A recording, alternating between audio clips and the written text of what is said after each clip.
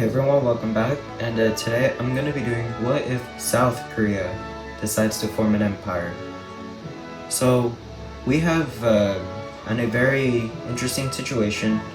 I already did the North Korean Empire, so now I'm going to be doing the South Korean Empire. So with this, South Korea decides that they want to be the only Korea in the peninsula. So they try to go over to the north, and then foolishly they send an ultimatum asking for their entire territory. And then just like that, the North Koreans got mad, they reject it, and then for the first time, the attacker will be blue, and then the North would be red. And then with the pact that the South Koreans have, Japan decides to join the war against the North Koreans, and the United States also joined the war. And then with this, they also managed to get France, Germany, Italy, the UK, Spain, Portugal, Poland, Ukraine, Romania, Sweden, and Finland to join the war. And they also get Thailand and the Philippines. So with North Korea being outmatched, they managed to recruit China and Russia. So the first thing that they would do is try to invade the South. With the North Koreans fully prepared and the South being not, they managed to capture Seoul, and then also get back into Busan. And then with the Japanese troops, the Taiwanese, and the Filipino troops finally arriving, they managed to push back the North Koreans out, and then they start another front.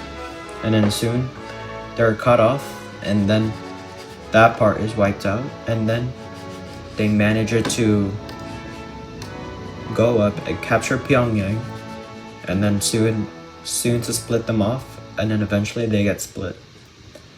And then with China and Russia joining in the war, they managed to liberate North Korea entirely, and then push back into the South.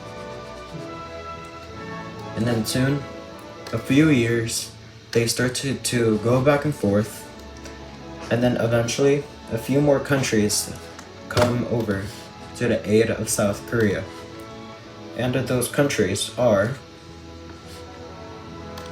Colombia, Peru, Argentina, and the Dominican Republic. With Cuba, the only country in the Americas being favorable of North Korea.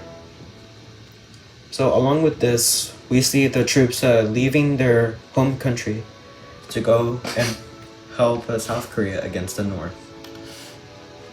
So then eventually, North Korea gets invaded again, capturing Pyongyang, and then soon North Korea falls entirely and fully.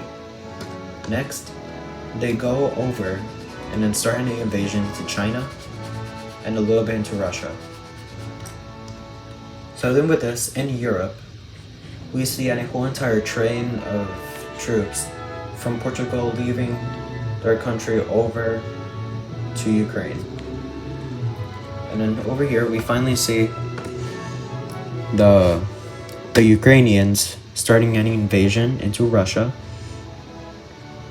But then soon, that went back, and then Ukraine starts an all-out invasion.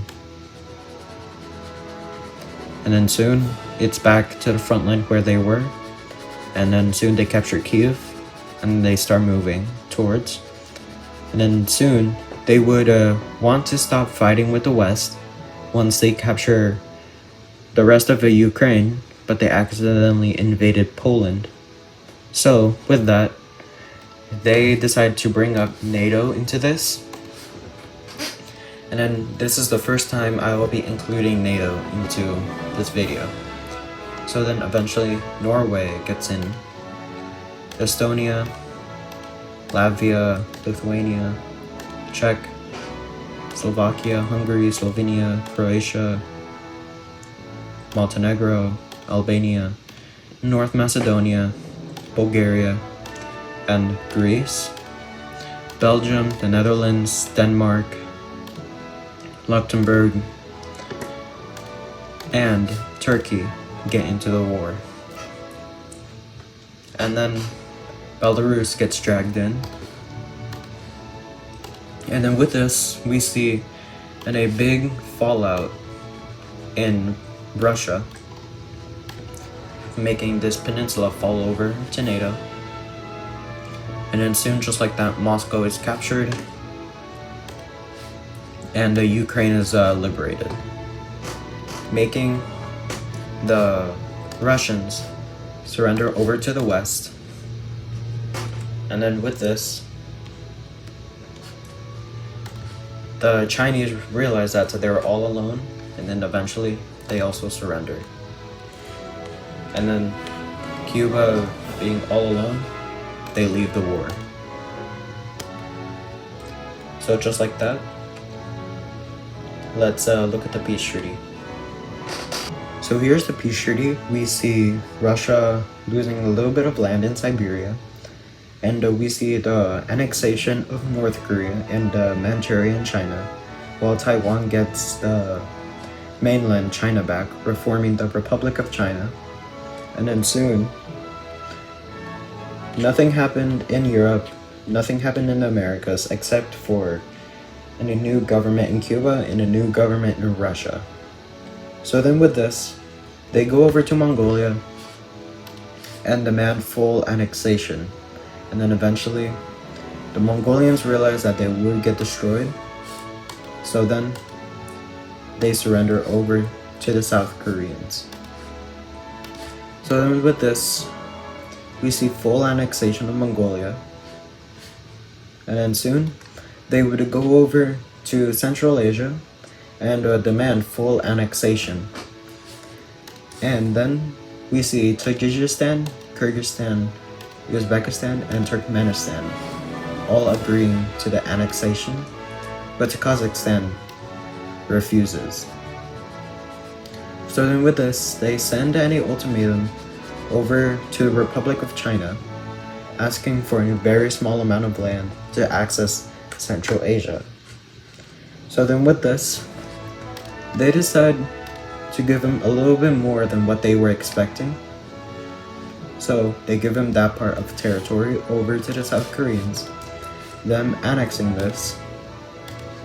And then soon, they manage to connect up with Kazakhstan, and then they declare war on Kazakhstan. So then with this, they have to fight a two-front war. But Russia could join in, but at the same time they're too weak to protect them, so they start a full-out invasion. So then with this, Kazakhstan loses their ocean coasts, and then starts closing within. And then soon this lake falls, and then soon Kazakhstan surrenders. So let's look at the peace treaty, and we already know it. It's gonna be full annexation. So with the South Koreans being now unstoppable, they can now conquer the rest of Asia. But then they realized that then they would just run out of allies. So then with this, they decide to stop with their expansion for now,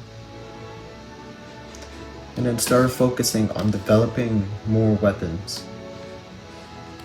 And then with this, I think y'all already know it. They declare war on the Republic of China. And then soon, but they did say to the United States that the US would help get Greenland from Denmark if they would not come to the aid of Taiwan. So South Korea that donates a lot with the United States over to Denmark. We're asking for Greenland, and then soon Denmark refuses, but also was threatened by military force, so they gave up Greenland to the United States. So then with this, United States don't come to the aid of Taiwan, but Japan does.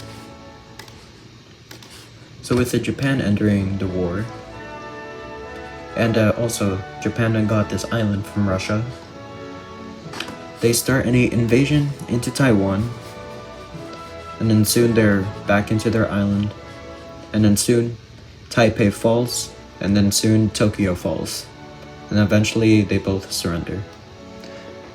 So let's look at the peace treaty. So here's the peace treaty with Taiwan and Japan. So then with this, they decided to go after 2 more countries, and that's also in Central Asia. So then with this, they managed to get India as an ally, and they declared war on Iran and Afghanistan, and then might as well declare war on Pakistan. So with this, they start advancing into Iran. Being unprepared, they managed to capture Tehran, and then soon Iran surrenders. And then soon Afghanistan, with the fear of being invaded again, they also surrender.